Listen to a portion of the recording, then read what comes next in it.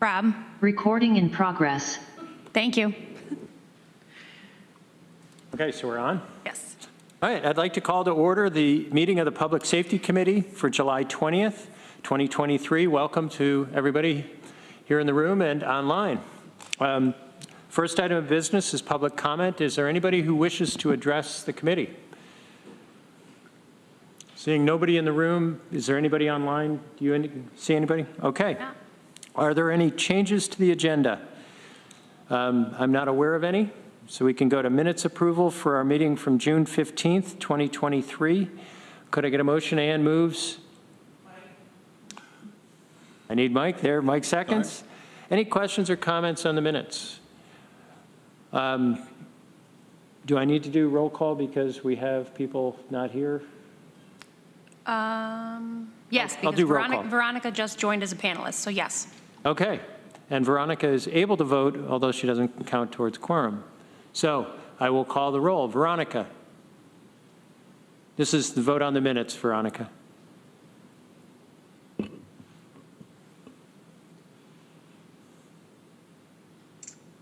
Hi, sorry, I can't vote though, can I, until I get there in person? No, you don't count towards quorum, but you're able to vote. It's odd, it's New York State. Okay. It's where we live. All right, well, yes on the minute. Thank you. Mike? Yes.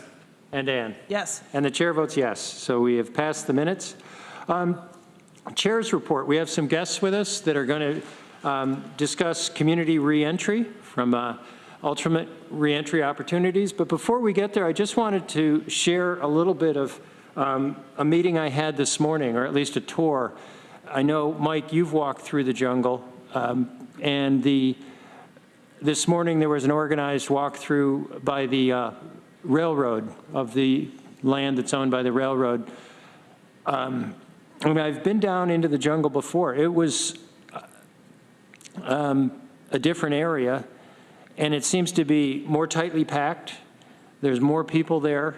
I'd say there were probably 20 to 30 people camping in this area between Cecil Malone Drive and where the railway goes through the Agway property. And a few things really struck me. We saw some people there and spoke with a couple of people. There was a gentleman who was swinging a large chain, and he looked kind of dangerous, frankly. It was a little scary.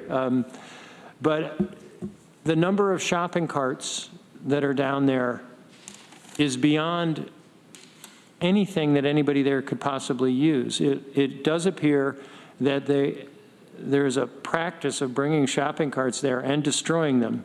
In the creek, I looked over this cement wall, and there were probably 20 shopping carts in the water, and they're destroyed. You're talking about thousands of dollars.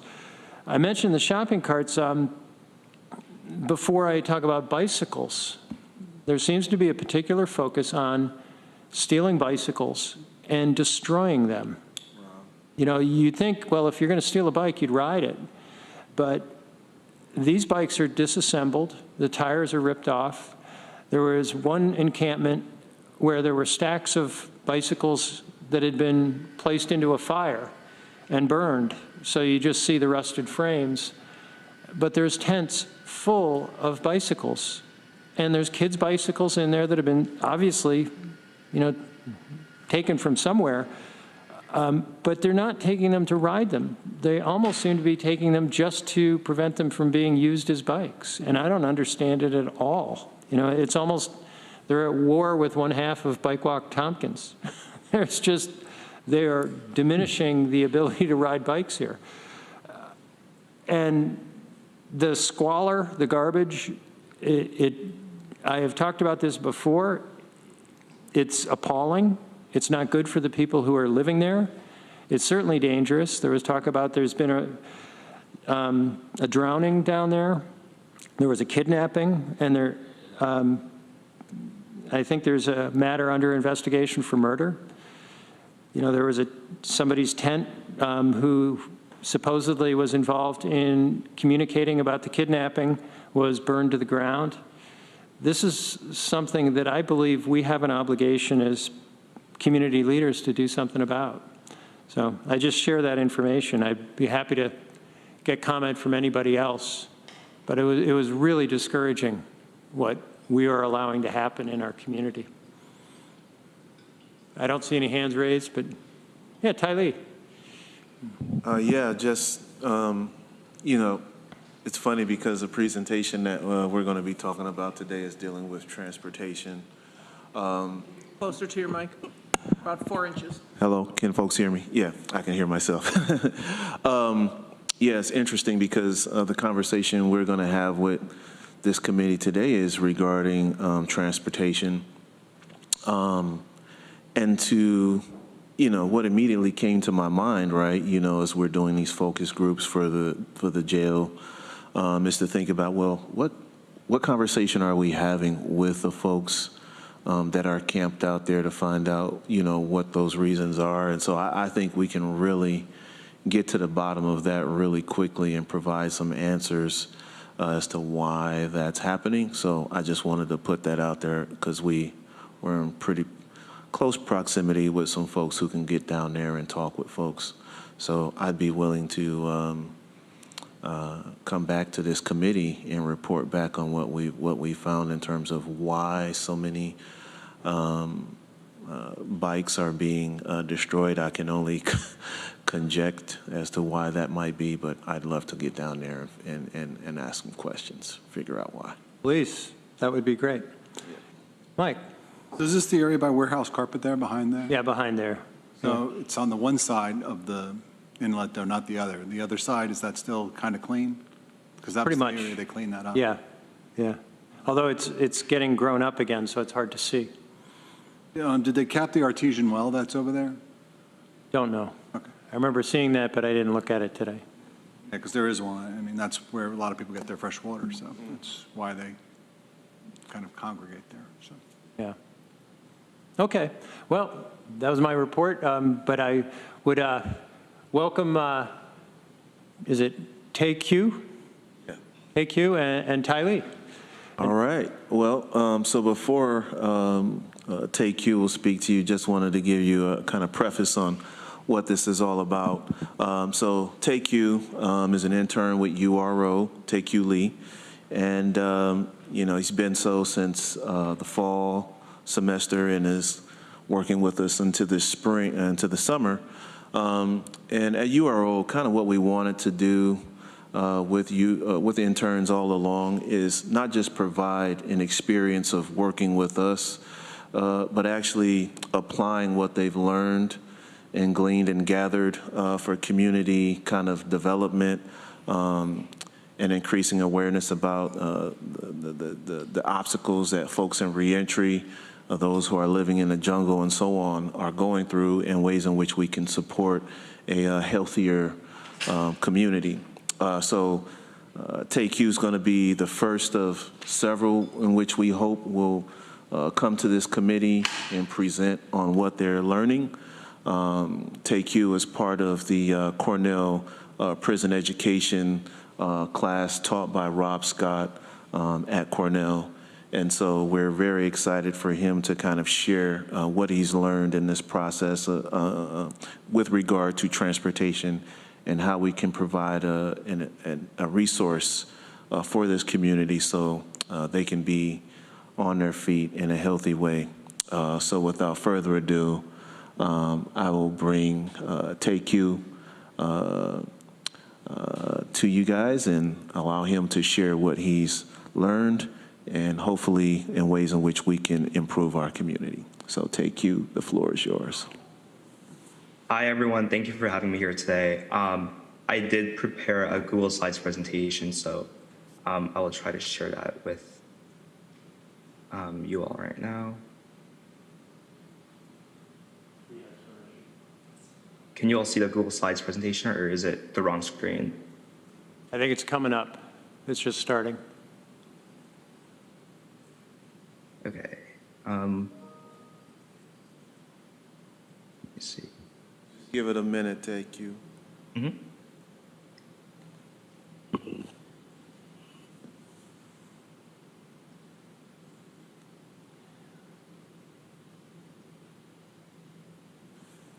Is that the bottom of our screen or yours, or his?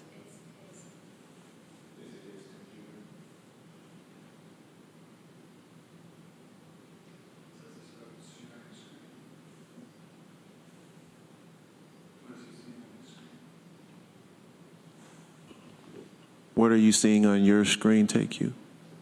I'm just seeing the Zoom screen. Is it not showing the right? It says, But- IQ Lee has started screen sharing, and that's all it says.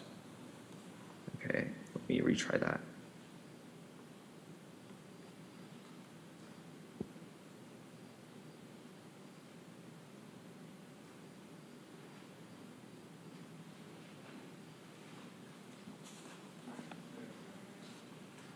Is it working Yes. now? I think it should be working. It is up. Okay, perfect. Okay, it's loading on my end as well. Great, okay, so I think it's working now. Yes. Perfect, thank you. Okay, so hi again. My name is Tae Lee. Thank you all for having me here today. I'm a current undergraduate student at Cornell University and also a community engagement program assistant at the Ultimate Reentry Opportunity working with Ty Lee. Today, I'll be speaking a little bit about how access to affordable transportation, public transportation, is key to creating a supportive reentry community here in Ithaca and Tompkins County. So I'll be breaking down this presentation into 4 parts. I'll begin with a brief explanation of the intersection between transportation issues and incarceration. Next, I'll be reviewing some data on reentry numbers in our community and the demand for access to public transportation. Thirdly, I'll cover what resources currently exist within our community that supports transportation issues to those in need. Also propose my recommendation and suggestion in combining all the existing resources into a centralized initiative and to scale the initiative up in order to meet 100% of the demand as shown by the reentry community. And lastly, I'll talk about the costs involved in this change and what kind of benefits our community can gain from making that change. Okay, so I'll begin with the brief intersection between transportation and incarceration. Transportation plays a large role in the criminal legal system, ranging from arrest to reentry. And according to a report by Stanford University, over 50,000 police traffic stops are made in the United States each day. And some of these lead to, minor warnings or fines, but many other people face arrests or prison time as a result of these traffic stops. And the issue of transportation's impact on incarceration does not just stop at the beginning of the criminal justice system, but also affects the reentry practices and processes for those seeking to reintegrate back into our communities after their incarceration. So I had the opportunity to talk to Mr. Keegan Young, who is a formerly incarcerated individual who went through reentry in Ithaca, and he now helps the community through the URO as a healthful transitions program assistant. In the interview, I asked Mr. Keegan Young whether using the public transportation system has ever posed a financial burden on him. And he mentioned, he told me a story of his first day back, first day released on parole, and he had no money for the bus passes and had to rely on the OAR to provide the bus fare for him to go from Ithaca to the parole main office in Elmira. And going to that office in Elmira was a required component of his parole agreement. And if he hadn't found a resource from the OAR, he just simply would not have any resources to get there at all. In our interview, Mr. Young also expressed that the lack of access to free public transportation in Ithaca limits his options in regards to other aspects of reentry, such as employment, education, and healthcare. He has to really shape all these other aspects based on where he can reach without relying too much on public transportation. So now we'll look at the reentry figures in our community and the estimated demand for the bus passes.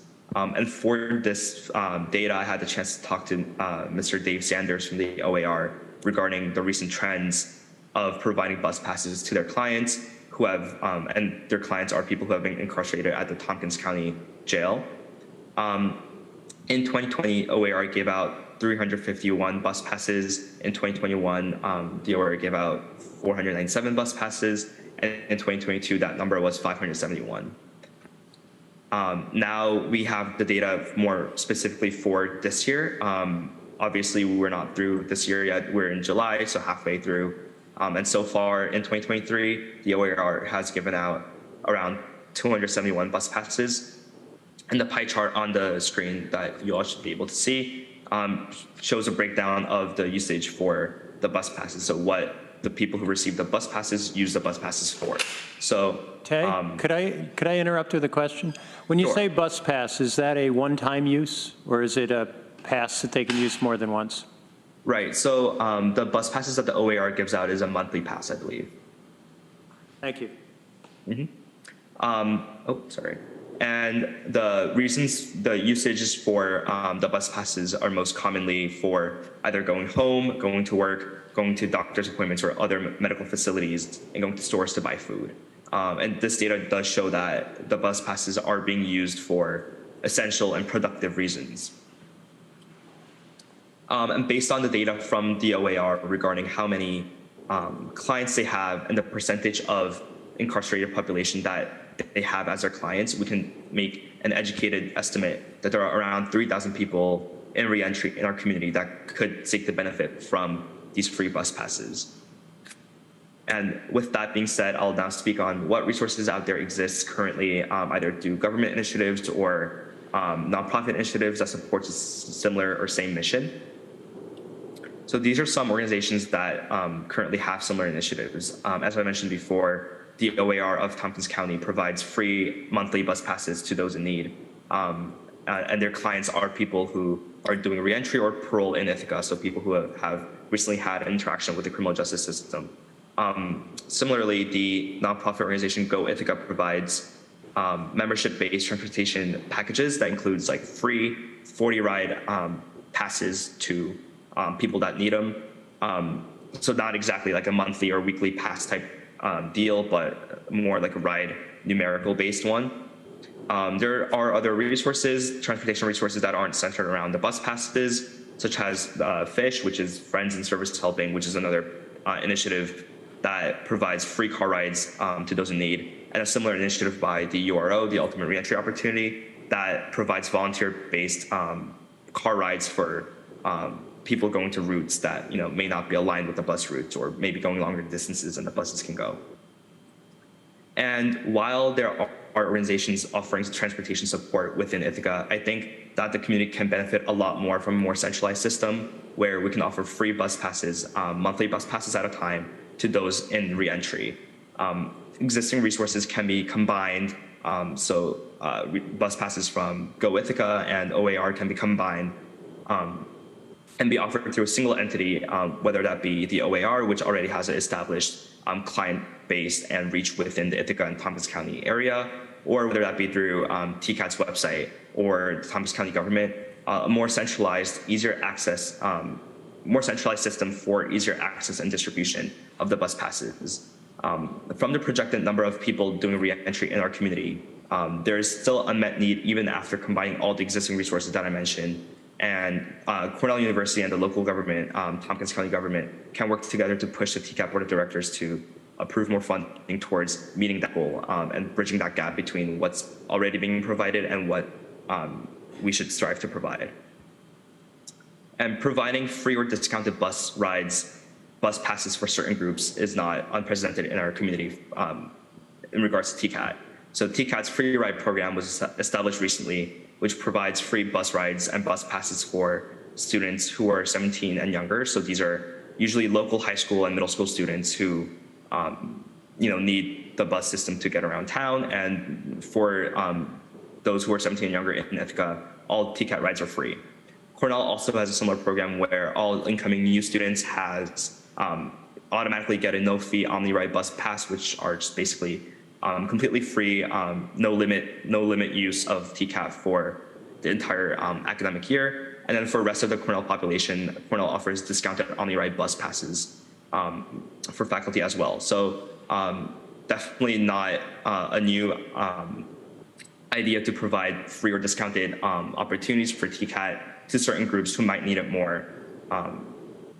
And this initiative can provide monthly bus passes at a time to people in reentry who express interest and need. And while the monthly pass, speaking a little bit more on the financial aspect, while the monthly pass is listed as costing $45 to a third-party customer. So if I were to go buy the bus ticket right now for the monthly pass and I wasn't affiliated with Cornell, it would cost me $45. But considering that TCAT is owned and overseen by the Tompkins County government, Ithaca City Council, and Cornell University, providing government funding and institutional support for the solution would not necessarily cost a net cost of $45 per monthly pass, but rather it would have a lower estimate of opportunity cost of the bus passes.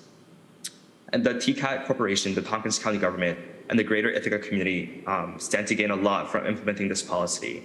And it would help a lot of, this policy would help a lot of people in our community who would benefit from more institutional support, such as those in reentry.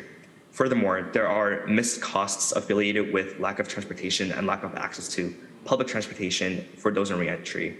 Those in reentry often schedule meetings with administrative divisions within the local government, such as social services or healthcare services. And there's been numerous reports of many people who are doing reentry or parole missing or rescheduling these meetings because they weren't able to get there on time because of their lack of access to transportation. And rescheduling or missing these meetings would definitely cause a loss in productivity and money from the government employees. So removing further barriers to transportation for these people would allow a higher portion of individuals in reentry to attend the meetings and keep the productivity level up for the government organizations. And this will allow for a more cost and time efficient system for all parties involved. Overall, I believe that this initiative could help a lot of people in our community and promote a more inclusive society that we strive for. Thank you for your time, and I'd be happy to take any questions if I have any more time left in the session. Yes, thank you. I would welcome any questions from anybody on the screen or in the room. Ann. Thank you for the presentation. Wondering, is kind of what you're talking about, looking at trying to get bus passes for as many of these 3,000 folks that are in the process of reentry?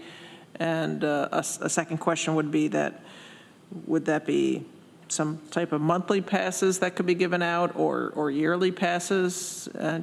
Just to help us try and figure out what the scale is here.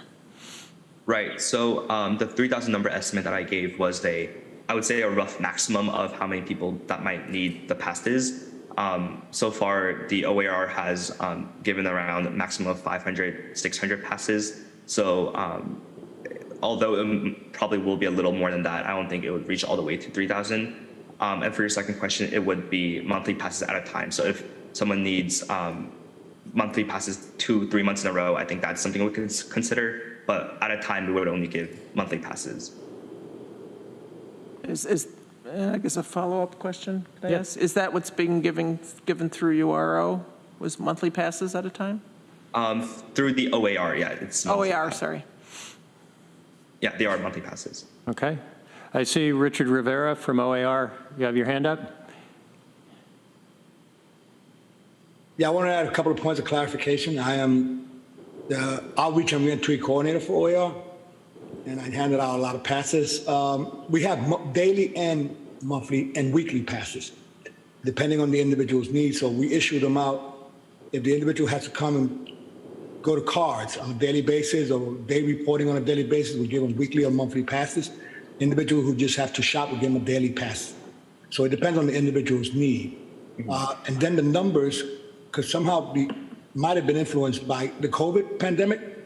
So and we saw in 2020 a lower number, and it's been increasing since as the places are starting to open up. But the need for passes is not diminished by that statement. I mean, passes are not only open up doors of accessibility for the community that we deal with, but it also allows us, we have passes on a consistent and persistent basis. It allows us to house people outside of Ithaca. That's one of the major concerns, that when we try to find housing for individuals that are unhoused or housing insecure, the further they go out, the more concerned they become about passes and the expenses of having to come to downtown Ithaca to access the resources they need. Right, that's my comment. And Thank you. Actually, I have a question for the sheriff, and I should know this. When somebody is released from the jail, are they provided with any monetary resources, or? They are provided with a bus pass. I believe it's one-time use, John, or is it different than that? It's a one-time use, and then currently we started with the healthy transition packs. So included in that is the bus pass and a $10 gift card to Aldi that they could use to purchase goods there as well, and then some other items. Okay. In the back of my head, I'm wondering about whether we have restrictions on what we can do because of rules about gifting of governmental resources to individuals. But within a program, I think we can do something where we can support OAR or URO, and they may be able to do something. But I guess I'd ask for advice on that. Lisa, you're shaking your head yes. I think that's correct. I would want to verify with the finance department, but for instance, we couldn't provide them to individuals directly. We can't provide gift cards to individuals directly, but if we're supporting a program that has, that's set up to do so, I believe that we can. I Like believe a nonprofit? our colleague Henry Granison, who's since passed away, but he was a firm advocate of trying to have the county provide bus passes, and I think we did some legal research at that time and determined we couldn't do it directly. That's correct. Okay. All right. Ann. Just for clarification, we're providing several of these resources, including the gift cards to Aldi through a grant through Oasis. We partnered with Reach Medical to kind of come up with a list of items that they thought would be the most beneficial for people just re-entering into the community. And that's how we're purchasing these gift cards. So we could potentially explore expanding the bus passes. Okay. But again, that makes sense to me that that's through a grant. So it's, we're not using public resources, we're using grant funds. And I guess that's something we may want to have some further conversation about. Is there something specific that we could build systemically into releasing somebody from our jail so that there is a bus pass built into it that goes beyond, just short-term or one-time use? I guess I'd welcome comment on that. Tyler? If I might add to that as well, one of the challenges, and I think TQ alluded to it earlier in the presentation, is when folks are coming home from on parole, not necessarily our system, and then they have to make a 24-hour, within 24 hours, they have to go to Elmira. Some of these folks will not have a driver's license. Some of them have been forfeited or have been, what's the word? They expired, perhaps. Expired, or they have been on a suspended license due to child support arrears and things of that nature. So, as you think about that resource, also thinking about that trip to Elmira and how many individuals are we receiving on parole on a yearly basis and incorporating that into the cost. And then as well, I saw that Daniel Cornell from Probation is on the call and wanted to see your thoughts on the impact of transportation and people making their probation meetings. I know we had discussions about this maybe 4 years ago, wondering if things have changed or not. So. Thanks, Tyler. I don't think we have seen as much difficulty with transportation. People seem to be utilizing the resources, but certainly bus passes are helpful. We get bus passes for our day reporting program through the drug court grants and give them to our day reporters. And we'll, in a pinch, give one to somebody who's recently released from jail and trying to get their feet on the ground. So the bus passes have been very helpful. The number that was thrown out before of 3,000, I think that's probably a high estimate, because I don't think we have 3,000 people in our criminal justice system at any given time. So 3,000 a year seems high to me. I think we could probably accommodate the people who need it with less, but we could certainly start trying to track that. Take you, maybe you could just explain when you put up that 3,000 person number, is that all the people in the community that have transitioned from jail or prison into our community over a period of time, or what was it? That was an estimate given by Mr. Dave Sanders from the OAR. I think the number was reached by, it was a rough estimate based on how many clients they currently have, which is 1,072, and then the fact that they represent around 1/3 of the Tompkins County jail population. So we kind of extrapolated that and then multiplied it by 3. So it was a rough estimate based on how many clients they have and how big of a population they serve currently in the jail. Okay. Ann? Richard looks like he has his hand up. Oh. Richard, is your hand up? Yeah. In addition, that number represents people who have a history of being justice impacted. Some of these individuals takes years for them to successfully transition, and they still access the service of OAR. So we have different ways of tracking individuals. So, for example, we have like a laundry program. Where every time someone signs into that laundry program, they give some demographical data. Whether they've been formerly incarcerated, or they're unhoused, or they have a phone, and we collect data like that, and Dave extrapolates the data from that information. Thanks for clarifying. Welcome. Okay, Ann? Thanks. Couple more questions. First, as a comment, I would imagine, well, I know this, anybody that's been incarcerated for any length of time probably doesn't have a car either. So I used to work in a drug and alcohol rehab inpatient unit and help with discharge planning. So pardon my ignorance, is URO, for instance, part of the discharge planning or meeting with people before they're released from locally from incarceration, say from our county jail? Well, we're not kind of embedded. We've just started, I think in December, the Helpful Transitions team going up to the jail and doing motivational interviewing. So we are, in fact, building relationships and have individual who we've been working with over several months going to be getting out next month. And so that'll be kind of the first person we're actually have taken information on and are preparing an exit strategy for that person. Okay, so it seems like maybe that's an area for us all to think about working on. Another question for parole, has that ever been discussed for them, their staff to be able to come here to Ithaca versus folks from here having to go all the way to Elmira? That's I think a non-negotiable. If I mean, maybe our friend Daniel can talk about that. I don't see Dave on the call, but that's been standard operating procedure. I see you shaking your head, Richie. Yeah, it doesn't make sense to me. If we want people to be on parole and they're here, it seems like the services should be where they can actually access them and be supervised. Parole does come to, I'm sorry, Rich.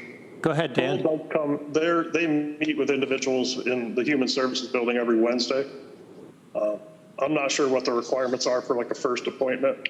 They may have to go to Elmira for that, but I know that they've contracted with Tompkins County to have a space in the Human Services Building, and there's always 2 parole officers there every Wednesday meeting with folks.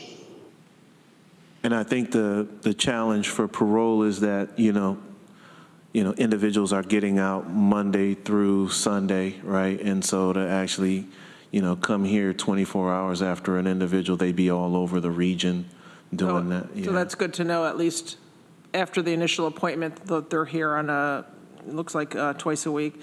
For people with disabilities, do we have many people that have disabilities that are needing services too for transportation? Was that factored in or looked at as any part of the data? Because then, sometimes you can use the regular bus, but sometimes then you need gadabout. Yeah, I think that's a subset of the data I don't think we've really looked at, but I know that is the case, right? Richard, could you expound on that? in terms of individuals being, disabled individuals accessing these services? Yeah, OAR serves anybody that comes to the office, anybody that's economically insecure, has health problems, is marginalized, they come into OAR. So we do have a lot of people with disabilities come in. In fact, we work with a lot of mental health issues, and we're constantly working with Mary Boyle. We're constantly working with Reach Medical, Cayuga Medical. Yeah, so we do hand out a lot of passes to people that are with disabilities. But we don't particularly deal with, specialize with disabled individuals. FLIC is more in communication with that demographic. Richard, are you guys tracking disability in the numbers? I don't think so. Okay. I don't think that's the specific question that's asked. We don't ask medical questions like that, whether they have a disability or not. Yeah, that's a hard one. Last question, who covers, and I know it's different agencies that give out bus passes, but who in general covers the cost for these bus passes to be given out? OAR, yeah. OAR pays for them? Yes. Okay. We do it through, we do it through grants, hustling, just asking for money. You know, whatever we could do to pick up some money, we apply for small grants and try to keep it running. A lot of times OAR subsidizes out of its own pocket, but we feel that it's such a need that we just can't tell a person, listen, we can't give you $20 for a month to come down and go to cars or make your day reporting or make the court dates that you have to make. And So you're paying $45 for a monthly bus pass for somebody? Yeah, we give them a bus pass. We got a $10,000 donation, and we'll spend maybe $500 on monthly passes, $200 on weekly passes, and we'll distribute it like that. And people come in, they sign, we make an assessment so the program is not abused. And to answer your question earlier, OAR also has a relationship with the jails. Prior to the pandemic, we used to have someone go there weekly, two or three times a weekly, to interact with the individuals and prepare for their release. Now we're doing it through correspondence.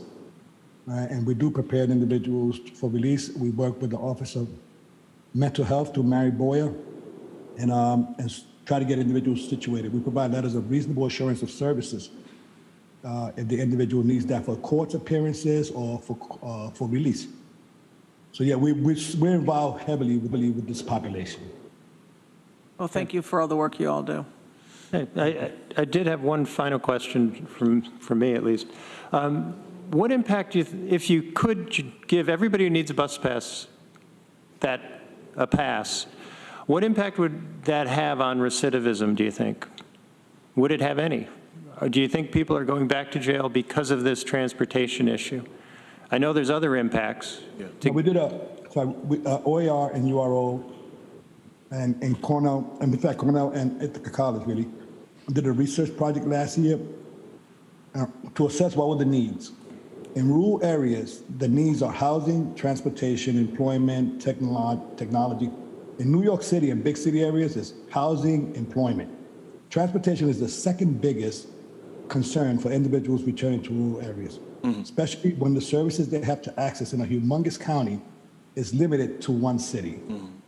So you know, they can't, so they worry about transportation. It's not the fact of why people receive it. There's a lot of complex factors and a lot of issues involved, but transportation certainly plays a role in it. And I'll just piggy on that. When you think about, you know, living in that rural setting, and even though, you know, Daniel and the folks at Probation are very lenient, you miss appointment, you get another chance, you miss a point, you get another chance, but that stress and anxiety that builds up, you know, that is, to me, one of the causes for, you know, folks recidivizing, because of the stress of not being able to know that I concretely have a way to make it to these appointments that in ways in which I might not be able to afford, but that is afforded to me, if that makes sense. Okay. Absolutely. And I want to make another point that sort of highlights how this is. A few months ago, we were talking in the legislature about opening up housing for homeless people in Newfield. And an argument was made that we're not going to do this in Newfield because these people are not from Newfield. The fact is that the people that are homeless in Ithaca don't actually come from Ithaca. They come from surrounding areas, Danby, Cortland, and they're here because the services they need are in Ithaca. So the problem of homelessness in Ithaca is not really an Ithaca problem, it's a county-wide problem. And it's the same thing with transportation. Transportation plays that role. People come to Ithaca because they don't have transportation. And it's easier to access services if you're living a block away from Main Street. Okay. All right. Well, this has been a good conversation, and I think it's given us some things to think about. I'm not quite sure where we go from here, but I did want to make sure I said thank you to TakeQ for the presentation and for thinking about our problems. That's really good. So we'll follow up with this conversation in a future meeting. Thank you, guys. Yeah. Thank you. Okay. Very good. Thanks, Rich, for showing up. Bye-bye. Thank you, Richard. Next up is County Administration. Lisa Holmes, welcome. Thank you, Rich. The only update I had was to, last month we came to this committee with the CJC report and update about the proposed mural on the side of the Center for History and Culture building.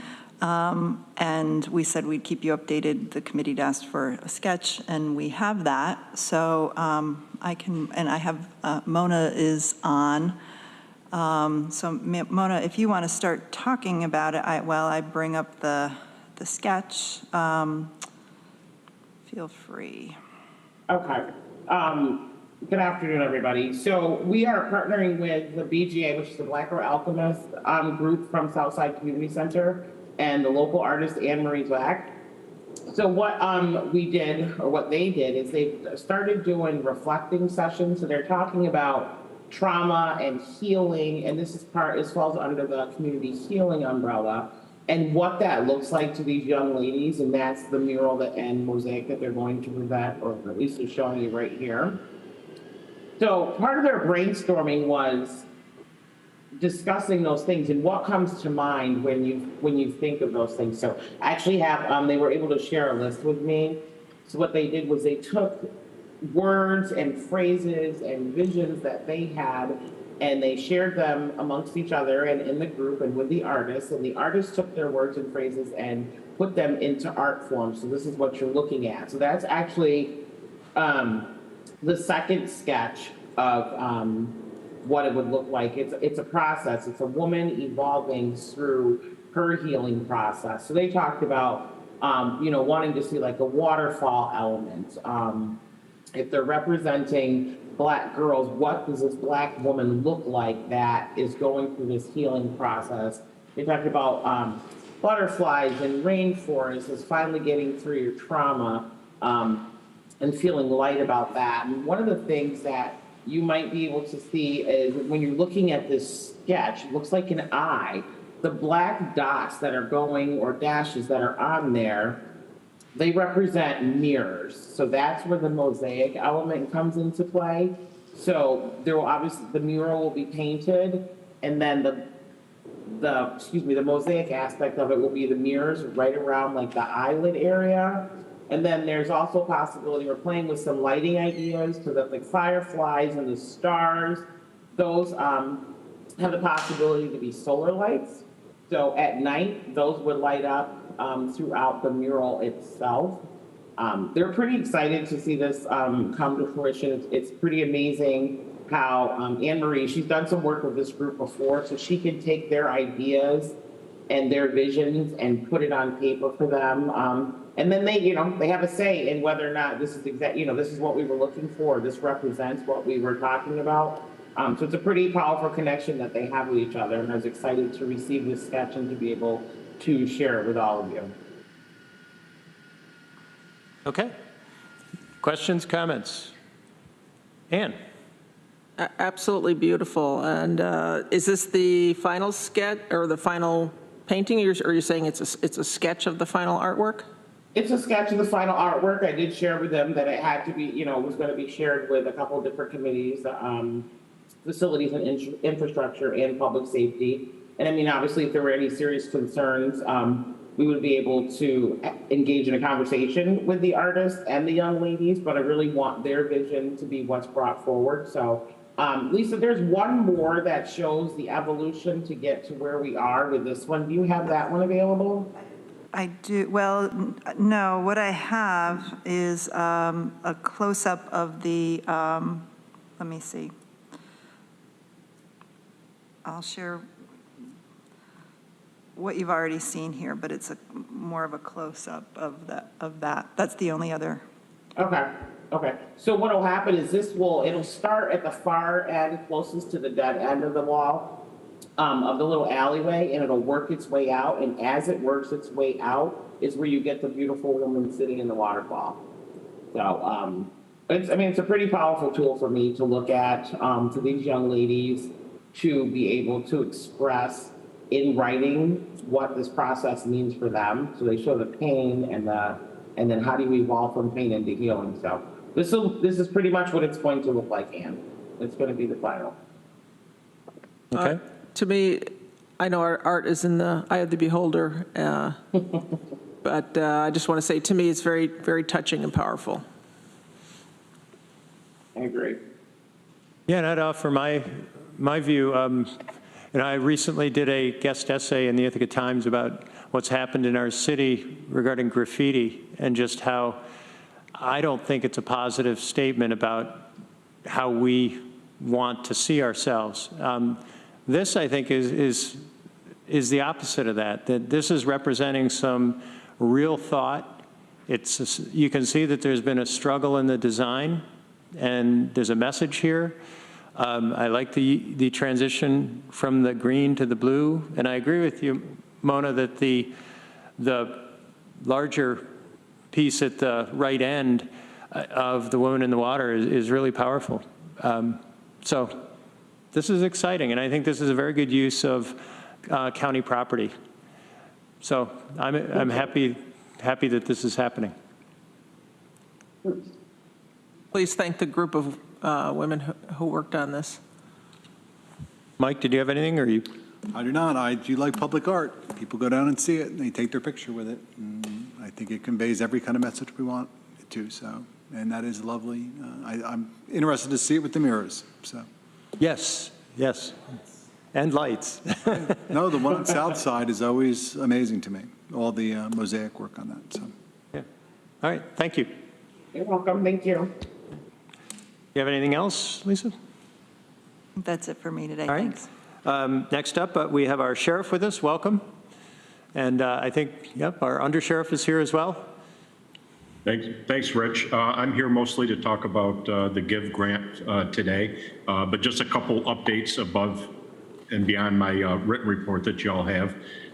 We currently still have time to apply for our deputy sheriff test. The test is September 9th, and the last day to apply to sign up for the test is August 7th. Right now, we have 45 people signed up, and we would certainly like 45 more. So help getting the word out there would be much appreciated. I mentioned last time the retirement of Joanne, our forensic counselor. Our new one, Michelle Fulkerson, has recently started, and the transition's been pretty smooth thus far. So we were very fortunate to get somebody to take that position, and that certainly provides a huge benefit to our incarcerated people and us as a sheriff's office as a whole. I thank you for bringing that up, because I did want to mention in your report Joanne's retirement and Don Calkins. Yes. Both longtime employees with our sheriff's department, and I wish them well. Thanks, Rick. Let's see, we have the authorization to accept the gun-involved violence elimination GIVE grant, ID 11766. Could we put that on the floor? Ann moves. Mike seconds. And so this is on the floor. Derek, you have a short presentation on this, is that right? I do, and I'll go through it as quickly as you'll let me go through it. Yeah. I know this is a long meeting. If you're ready, I'll go ahead and share my screen. We are ready. Okay.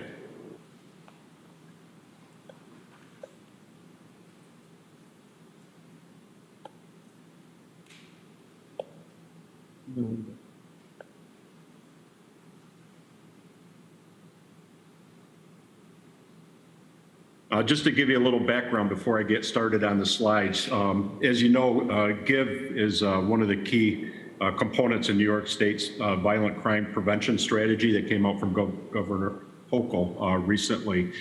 You also know that the application went to the city of Ithaca and IPD specifically. They chose to decline the grant due to staffing and other issues, and I worked with DCGS in Albany to get the grant funds diverted to the sheriff's office. Just a summary of what it is. The GIVE grant is gun-involved violence elimination. What it does is it focuses on hotspot policing, locations where crime data and analysis of where violent crime is occurring, and directs police resources to those areas. It's also a requirement of the grant that we must focus our preventative efforts on top offenders, people that we know are involved in violent crime, and specifically gun-involved violence, and those that are responsible for most of those shootings and assaults. What it is not, which is almost is important, it's not funding shakedown patrols, zero tolerance policing, or broken windows theory type policing. The grant and DCGS specifically prohibit that type of enforcement effort with these grant funds. I think that's important to know. What they actually recommend, and I'll go on it more about it in a little bit, but they recommend very brief periods of time spent by law enforcement in these areas where these incidences are most likely to occur. No more than 15 minutes, just basically being in the area and interacting with the community. Deputies aren't there to look for minor violations and things like that. It's just simply to be in the area, interact with the community, and then leave. It's actually a pretty interesting concept. What we are doing through the sheriff's office is simply supplementing IPD's staffing levels to get through this grant contract cycle and to try to get some of this violent crime lowered. I presented or prepared a few graphs just to give you a couple ideas of where the state is seeing the numbers and why they offered this grant to the city. This first one is Tompkins County as a whole, and this is violent crime numbers that are reported by all agencies in Tompkins County to DCGS in Albany. And when I say violent crime for purposes of this graph, it specifically means murder, rape, robbery, and violent assaults.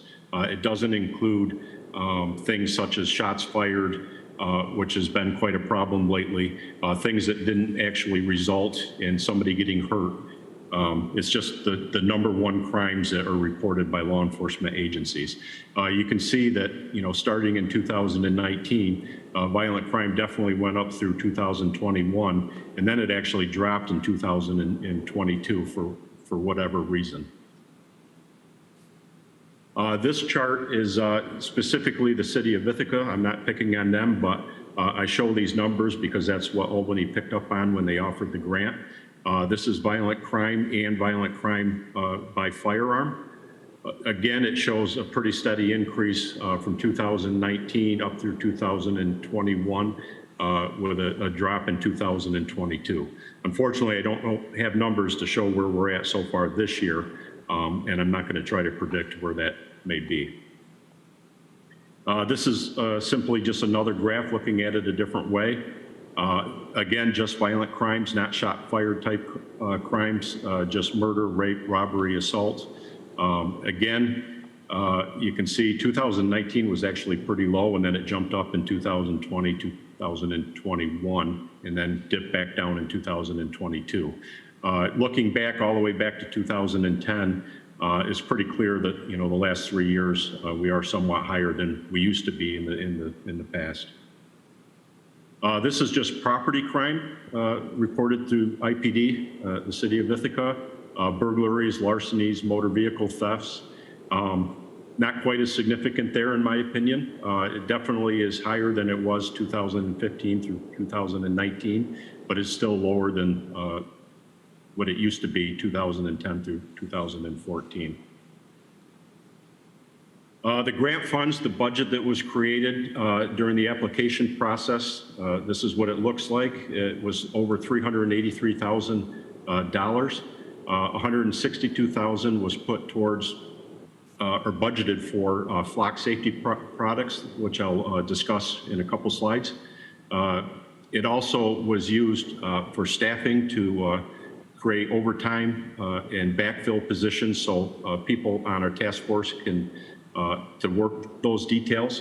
Again, what our goal is to create this task force, and we've done that with the district attorney, myself, and Dan Cornell at Probation, also with a liaison from IPD, to create positions where we can remove people from our road patrol and assign them specifically towards these tasks. We have a sergeant involved, an investigator, and about 3 deputies that will be used specifically for these activities. We also have some money set aside for correction officer overtime, which is basically intelligence gathering through the jail and people that end up in the jail. We also set some money aside for youth engagement and relationship building, $5,500. We haven't decided yet how that will be used in that area, but it's there just the same. We also have money set aside for travel and training. There's a lot of training that DCGS provides in relation to hotspot policing. We've actually had 6 members from our office already attend 2 or 3 different trainings. So we have that for that purpose. As probation is also involved, there's money set aside for probation officer overtime. That's to increase visits of probationers that are convicted of violent crimes or gun violence, and enhanced electronic monitoring through probation. The task force was set up to be led by myself, again, the district attorney, probation director, and a representative from IPD. The task force members that will actually be working the details will come from the sheriff's office. It's a sergeant, an investigator, 3 deputy sheriffs, a correction officer, and our executive assistant is also helping with minutes and grant-related documents that have to be submitted in reports. Matt has offered up his data analyst that is helping us create maps for these hotspot locations. Part of the grant also involved creating an MOU and signing on with the Southern Tier Crime Analysis Center. That's something the Sheriff's Office hasn't done before, and they can help us collect data as well and provide useful information to direct the efforts of the task force. The training that we have been attending and receiving through DCGS, again, is based on evidence-based hotspot policing. They had a presenter, Cynthia Lum, professor and director for Center for Evidence-Based Crime Policy. I'm just going to show you a couple slides of the stuff that she taught and how we're focusing our efforts. What she talked about is the fact that crime isn't highly concentrated in hotspots. And the fact that generally 50% of crime occurs at 5% or less of a certain area in any jurisdiction. And usually there's locations that can be identified as chronic problems. Advantages to focusing on hotspots: it concentrates on places where crime is most likely to occur. It generates more visible presence where it counts. It's easier to change conditions that contribute to crime. One thing she mentioned was harder to change the people. It's easier to change the conditions that maybe contribute to crime in a certain location. And research again shows again and again that police can reduce crime through very targeted, proactive problem-solving efforts. What the research tells us about police operations at hotspots: again, over-reliance on arrests will not reduce the crime. Again, the focus is on interacting with the community and being in those locations where crime is most likely to occur. Officers are more effective when they are proactive, not reactive. Police can be effective if they proactively patrol, investigate, and mitigate the places, not just the people. Individual-based strategies are more effective when targeted. and officers are more effective when they tailor their actions to problems. It's also important during that interaction to get community input and support to achieve a positive outcome. The 4 pillars of hotspot policing quickly, it involves the geographic analysis of micro places and trends, reorienting our police patrols to hotspots strategically and systematically, and using problem solving or community-oriented policing at those hotspots. This is what I was talking about earlier about the 15 minutes. It's called Cooper patrols. Studies show that simply parking a patrol car in any given area and having the officer actually get out of the car and walk around and being present, interacting with the community for no more than 15 minutes, the effects it'll have on the likelihood of crime within 30 minutes after the police leave. Driving through areas has been shown to be much less effective than actually stopping. No surprise, getting out of your car and interacting with the community. Flock Safety is a company that provides license plate reader detection devices. That's a company we've been looking at that has been used quite effectively across the country and in New York State. The city of Ithaca is currently looking at this system, as is Cornell and Cuba Heights Police Department. We proposed quite a significant amount of the grant funds to go towards this equipment. As you probably know, we have license plate readers already in our patrol vehicles where we can pick up on license plates. What this does is takes that technology and mounts it on poles and provides digital images of cars passing through major thoroughfares in the county. One of the most important things anytime we investigate a crime, one of the most crucial pieces of evidence is always the license plate number. What's nice about these devices is it also captures distinguishing characteristics of a vehicle. For example, if we had a crime occur and somebody that witnessed that crime witnessed a person leaving the scene in a vehicle but didn't have the entire plate number, they could provide a part of the plate number and say maybe the vehicle was black and it had a roof rack and bumper stickers. That can be entered into the system, and vehicles matching that description, if they pass by one of these imaging devices, it would show it to us. Then we would be able to identify the full license plate number and conduct an investigation more thoroughly. Flock touts that they solve about 7% of all crime in jurisdictions where this has been included. I can say, for an example, these are currently being used in Elmira quite effectively, and I was told that they had 2 homicides that were both solved in a matter of 2 weeks using these devices.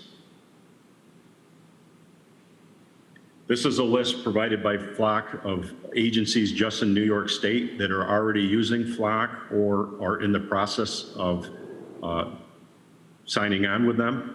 As you can see, this is something that's not new and unique for us.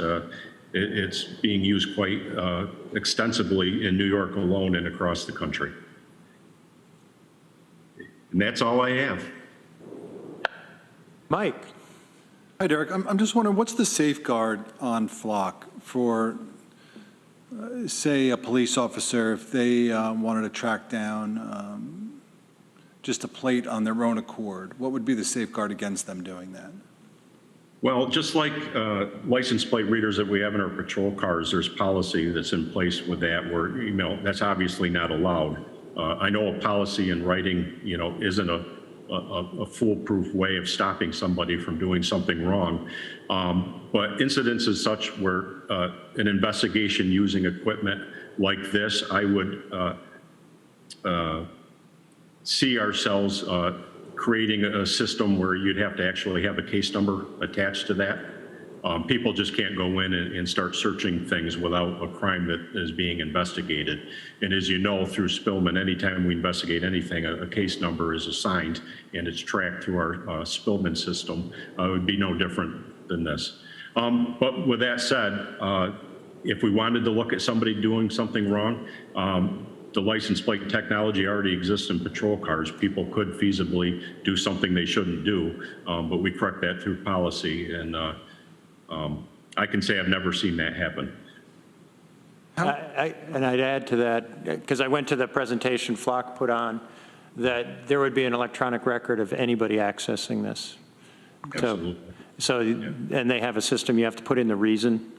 You can't just say, oh, I'm going to go look at stuff. You know, there has to be a number assigned, and there is a gatekeeping function to it. Yeah. Ann? So for these readers, would they be independent of patrol cars? Would they be stationed permanent places? And the way that the system is designed to work is they can actually be linked to patrol cars. So if a vehicle in question was to pass by a camera, say we had information that somebody involved in gang-like activity was coming from Elmira to the city of Ithaca to exact revenge on somebody. If we knew that ahead of time and had the vehicle description and plate number, it could be entered into the system. If they pass one of these devices, the patrol cars would be alerted to that. So, but the readers will be independently placed in a few places around the county, you're saying, but not in patrol cars? No, they're pole-mounted devices that are placed on either a utility pole that already exists or one that Flock provides if there's not one already there to use. And then, they run on solar.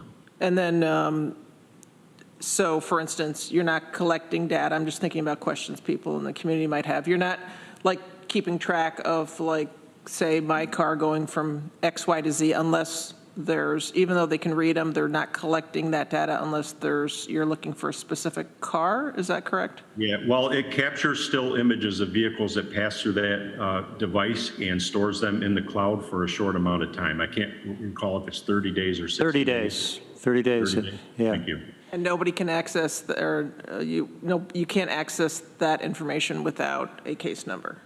Exactly. And a record being that. Okay, great, thank you. And Sheriff, do you want to talk a little bit about the microphone system that works with this? Yeah, Flock has proposed, and this would fall under the city of Ithaca's procurement of Flock, but they also offer a gun detection device. I believe it covers 5 square miles the way they had it proposed to be set up, that if a gunshot goes off, this microphone picks it up, tries to triangulate the general area where it came from, and would also alert patrol vehicles. And it could be set up to alert dispatch as well. And again, because I attended the presentation, I was impressed with the difference in response time, that if you wait for people who heard gunshots to call 911 and report it that way, you're out about 10 minutes. And with this, the notice goes to police agencies within a minute. So you have a much better chance of localizing where the incident happened and getting a police presence there much faster. And frankly, you think about it, that's critical to saving lives. That if somebody was shot, you're probably going to have a better chance of getting there immediately. Well, yeah, by the time somebody hears it, and even if they can figure out from hearing it on their own where exactly it came from, and then takes the time to call 911, and then that call gets taken and relayed to road patrol, quite a lot of time can go by, for sure. Yeah, and you're more likely to catch the perpetrator, but even more importantly, help assist somebody that could be injured. Yeah. Absolutely, Yeah. Mike? I just have 2 other questions. So the case is opened, the plate is in the system. How long does the plate stay in the system until the case is either closed or you've found the person? Or? Yes, absolutely. Yeah, we would control what data is entered into it and then be responsible for removing it. And we're not using, oh, sorry, go ahead. No, I was just saying upon resolution of the case. Okay.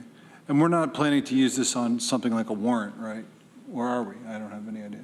Like if there was a license plate attached to a person that's a warrant out for them.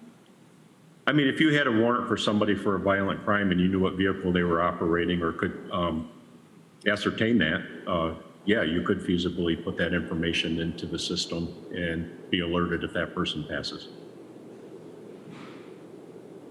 Yeah, Well, we could set a limit to what kind of warrants would be used for this. You know, we couldn't use the system, say, for like a petty larceny warrant. We could set those regulations within our policy if we wanted to concentrate it on violent crime. Okay.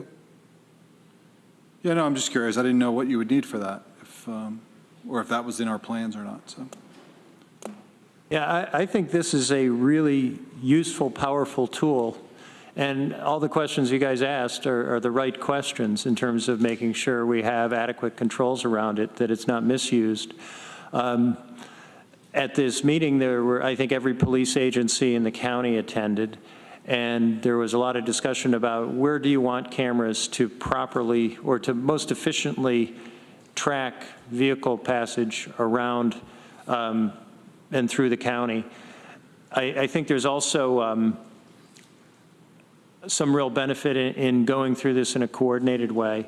And in fact, I was speaking to the acting city police chief this morning about their investment in this and how it makes sense to do it so that information is shared, but shared in a way that it's not misused in one area and another police agency would get blamed for that.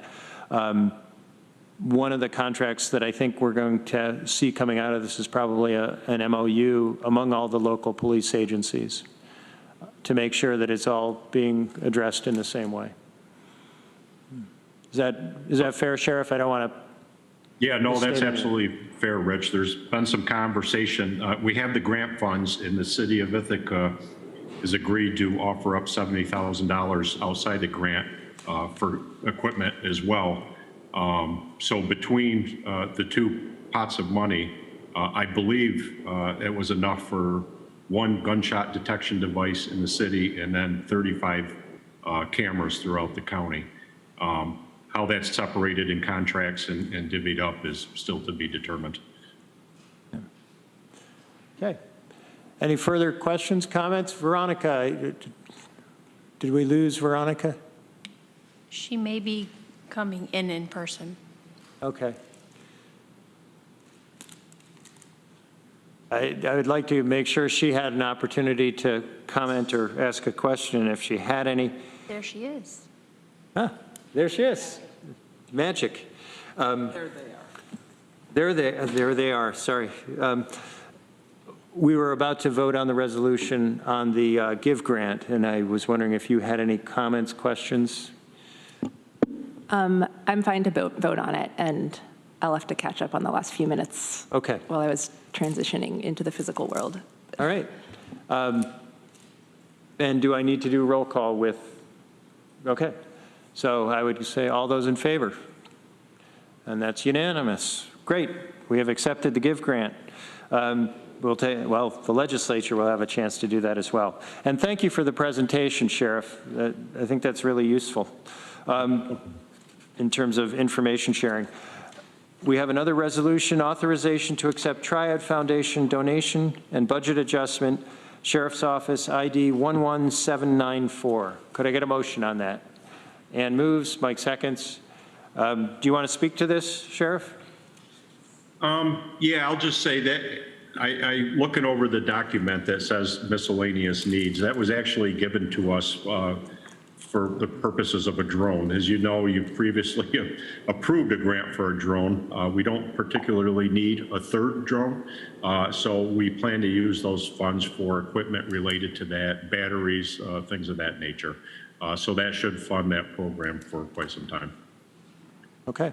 And just for any member of the public who might be watching, the drones that the sheriff uses are really useful when there's a missing person in particular and for other policing activities, but that is a critical function. So this is useful money.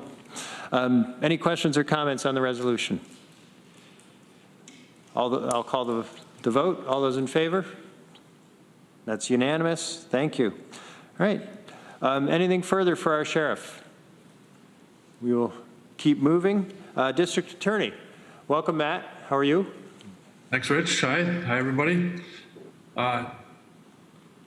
We just finished up a murder trial yesterday, and there was another homicide yesterday, just a couple hours after the conclusion of the one that was in trial for 2 weeks.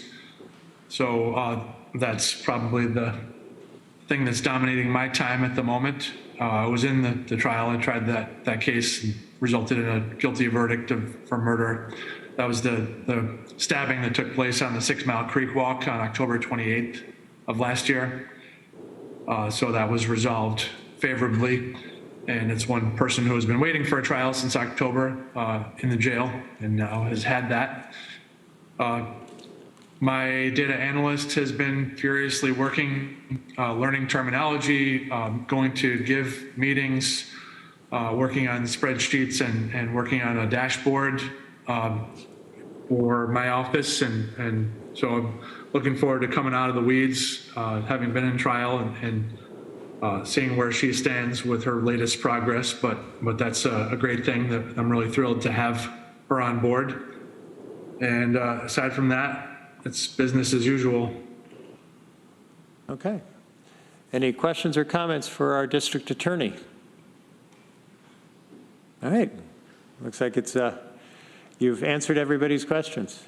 Okay. Well, thank you, Matt. Next up is Department of Emergency Response. I see Jessica is with us. Welcome. Hi. Yes. Good afternoon, everyone. Mike could not be here for the meeting, so you have me. Well, welcome. I'm not quite sure what he had to discuss here at the meeting, but you have our report, and I wanted to just call your attention to one of our off-duty supervisors discovered a large outdoor illegal fire and reported it. We just want to commend him for his actions and being very aware of what's going on. That's like the second or third time I think one of our off-duty personnel has discovered something that we were able to attend to quickly. And the other thing that I really wanted to call, I don't believe it's in our report, but we have upcoming our emergency preparedness fair in September. So keep on the lookout for information regarding that fair. It will be held at the mall again this year. This is the second year that we've been hosting it. We'll have many departments, fire departments, EMS agencies, and all sorts of different things, police agencies, all sorts of different things related to emergency preparedness at this fair in September. Okay, thank you for that. I do note that you report you got the variance for the Pine Tree Road location. That's great. Working through that one. Yes, so now the next step is they're meeting with Cornell and the engineers assigned to the project to determine whether or not we can continue to work inside the building while they're doing their structural engineering stuff on the outside of the building, or if we cannot be in there at all. If we can't be in there at all, it'll kind of have a cascading effect on what pieces and parts we can continue to do while they're working. I believe they anticipate starting construction in October and finishing hopefully by the first of the year. Okay, this is for the backup 911 center. Correct. Okay, any questions or comments for Department of Emergency Response? Ann? Yeah, just briefly, thanks for the report. Just since you brought up about the illegal fires, is this people, do you know if it was people burning debris or what kind of fires? Trash. So yeah, debris, you're not supposed to be burning trash. You can burn brush certain times of the year, and as long as it's controlled, burning trash and at any point is not supposed to be allowed. But I assume, and I don't know the specifics of the particular case, but I would assume that they contacted DEC, the rangers, for appropriate disposition. I don't know if you can answer this, but I'm just wondering if we put out information, because other counties you can still burn trash, unfortunately. So I'm wondering if that needs to go out maybe when we're putting out information about, when we're relaying information about you can't burn brush, at least until I think it's like May 15th. It depends on the weather conditions, but just to somehow remind people, because, yeah, it's a thing some people do. I think that'd be a good idea. Yeah, we can probably work with materials and recycling to figure out how best to put that out and what people can and can't burn at particular times of the year. Thank you. And on Tuesday, we had a report on the grant application involving the fly cars. I don't know if there's anything more to add on that, or? I am not aware of anything further on that since that day. I know Mike and Joe and Bridget have been working diligently on essentially, I think it's a local government efficiency grant, shared services grant. The deadline is coming up, right? Yeah, sorry, I interrupted you. Yeah, the deadline is coming up, right, Lisa? Yes. Okay. And I see Bridget is not on the call anymore, so, okay. But it's all underway. As far as I'm aware, everything is going smoothly with that. Maybe some fine tweaking until it gets sent out. Okay. And then thank you very much. Next up is Department of Probation and Community Justice. See, Dan is with us. Welcome. Thank you. Good afternoon, everyone. Not a lot to report. This week is Probation Parole Appreciation Week, so we've been doing activities focusing on wellness and other things for the probation department. We do have, I believe, a GIVE grant to be considered today, or a portion of the GIVE grant to be considered today as a resolution. I think we might have accepted it all as part of. No, there's a separate one for their department. Oh, there it is. Okay. I'd note you received a statement from Governor Hochul on the probation week. Yes, the governor issued a proclamation declaring this probation parole pretrial appreciation week, and a lot of very nice kudos in that, along with a lot of valuable numbers that are more applicable to the state than local to Tompkins County. And you're absolutely right. We have authorization to accept the Gun-Involved Violence Elimination GIVE grant from the New York State Division of Criminal Justice Services, ID 11800. And if I could get a motion on that. Ann moves, Veronica seconds. Do you want to speak to that, Dan? Certainly. As part of the GIVE application, probation was asked to submit their own portion of that due to the requirements that the grant asks of us. We're required to have every gun-involved violence elimination client on electronic monitoring for a minimum period of 6 months, so a substantial chunk of the money goes towards that, travel and training, as well as overtime for senior probation officers, and 3/4 of the overtime money for senior probation officers and 1/4 of it for probation officer positions that'll be working in conjunction with the Sheriff's Department, doing some of the hotspot policing and ride-alongs, as well as the Sheriff's Department accompanying us on home contacts, after hours, curfew checks, things of that nature. Okay, any questions or comments? Seeing none, are we ready to vote? All those in favor? That's unanimous. Great. Thank you. Thank you. All right. Is there anything else from the probation department? Questions? Nope. Okay. Thank you, Daniel. Next up is assigned counsel program, and I see Lance Salisbury is with us. Welcome. Hello, everyone. Nothing I can, it's a race to see who can be briefer here.